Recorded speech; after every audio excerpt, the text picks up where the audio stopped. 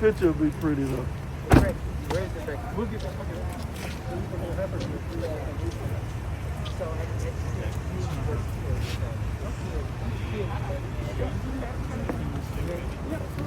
She's not inside. Not in the vehicle.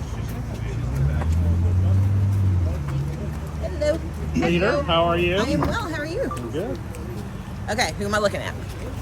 Well, those are your Anybody cameras you right like. there. Yeah. So tell me which way. Does it look directly at you or look through them? I need somebody to speak.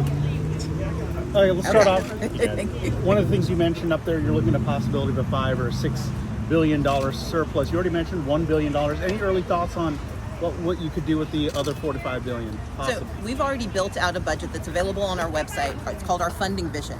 It assumes not only that we have these surpluses that have actually come in higher than we estimated, it uses the governor's own estimates for his budget, and it uses growth projections based on the governor's estimates, and it accounts for a recession, and it allows us still, with all of those caveats, to expand Medicaid, to fully fund our payments to teachers to get them to a minimum of $50,000 a year and an average of $73,000. It allows us to pay for living wages for our state correctional officers, for our community supervision officers, and our trooper cadets. It allows us to invest $10 million into a small business fund, give $25 million back to local governments in a public safety incentive grant, and it permits us to also create our emergency insulin program.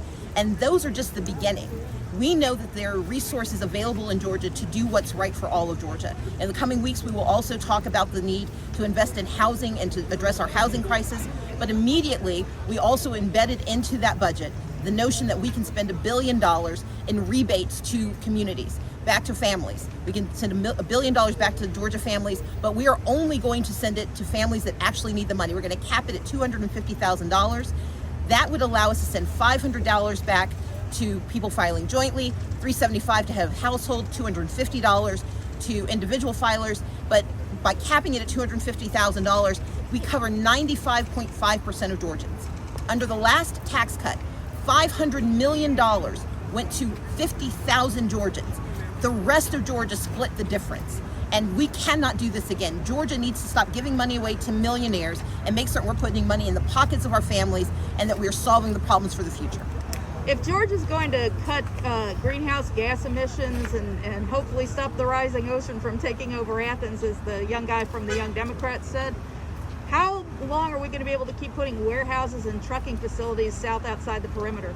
We know that Georgia has to have a mix of opportunities, but we've also got to address climate action. And as governor, part of my responsibility is to see what we haven't been doing for the last 20 years. I have a commitment to environmental action, a commitment to climate justice, and I intend to be a governor who looks to make certain that we are not only building our economic future, we are protecting our future for our young. Maybe two quick questions first. Stacey, looks like the governor's holding on to some federal COVID money from last year and getting more. Why is he holding on to it? What should he do with it? We don't understand why the governor is not deploying those dollars, and more importantly, why he is not being transparent about the process for the deployment of those dollars. One thing I would urge the governor to do right now is that with the $2.4 billion, and let's be clear, we've got two separate pots. We've got $2.4 billion in COVID relief money that has just been deployed, and we have a $6.1 billion surplus that has just been announced from our own collections. The governor should ask if he can do a stimulus check to Georgia families right now. It would cost $1 billion, so roughly half of the money that's in that COVID dollars, but those dollars need to be deployed, and he also should start addressing the housing crisis. Unfortunately, this governor has not only refused to address the housing crisis, he is sitting on hundreds of millions of dollars while families are being evicted at the fourth highest rate in the nation. And rather than solving those problems with the money sent to Georgia for that purpose, he is sitting on those dollars, or worse, thinking about sending that money back. Do you believe you're seeing Republicans bulking up their field staff? Do you believe Democratic-leaning organizations like Fair Fight and others are in your campaign are getting the staff ready to go, building up the staff for this November? Now, let's be clear. Fair Fight is a democracy protection organization. Their focus is going to continue to be on fighting to make certain every voter can be heard and every vote counts. But my campaign, the Democratic Party of Georgia, One Georgia, we are building, along with Democratic-leaning organizations, we are building the single largest voter turnout operation Georgia has ever seen. The resources we need are going to still need to keep coming in. We're going to raise more money than Brian Kemp, I believe, but we've got to raise that to keep even with him. He's got the ability to deploy billions of dollars brought to him by Democratic leaders in Georgia and in Washington, D.C., and he is spending that money as though he had something to do with bringing it here. Our responsibility is to tell the truth to Georgians, not only about what Brian Kemp hasn't done, but about what we will do. And that is why I'm surprised that Brian Kemp has yet to release a single plan for what he intends to do for the future of Georgia. I have not only released my plan, it is on my website. I've shown my math, and I've shown the promise of what's possible in Georgia. And I encourage everyone in Georgia to take a look at StaceyAbrams.com. Thank you all so much. Thank you, Thank Leader. you. Stacy, Yes, I ma'am. just want to say again, Hey, Mayor. I love you. Thank you so Good to much. see you.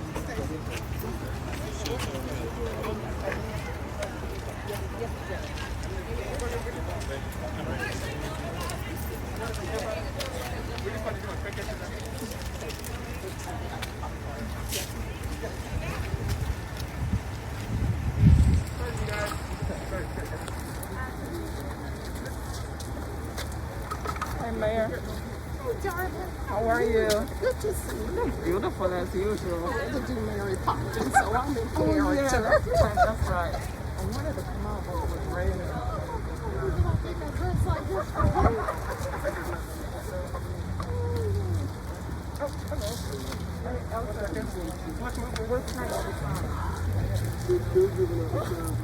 Dana has the song. I have to tell you, I love your period outfit. Oh, it's from Mary Poppins. I was reading to the kids this morning. That explains. You do look like Mary Poppins. You did good. Wow. It's Mary Poppins. That's awesome. Where did you read? At Storybook on the Square. All right. Thank you. Thank you. Sneak over here.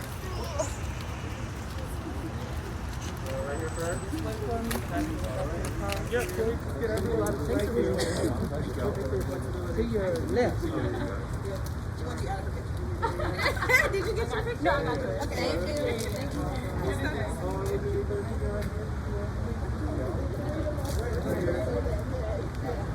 Thank you guys. Thank you guys for working with me. Poppins, you see all these people behind you. They've been working. I promise I'll you gotta get me back. Hi, just wanted to introduce myself. This is Mr. Trucker, House President. Pleasure. I'm a PBC. Fantastic. Where are they here? McDonough, local school. My family is Bridget from Scotland. I know, yeah. That's just North Mississippi. Yep. I just want to get Miss Hasbro crew. See you guys. I can't. I know, you I need to just... apologize because if y'all see all these people, if I start, I will never get to make it. All right. Thank you Thank all. you. Take care. You got the lap on the other side. Sorry, we are on the schedule. Thank you.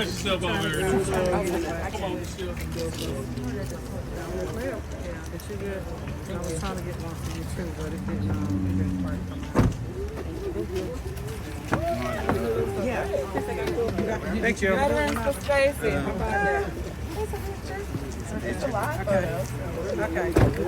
Everybody for Stacy. Everybody. I mean, I end up getting back in your head.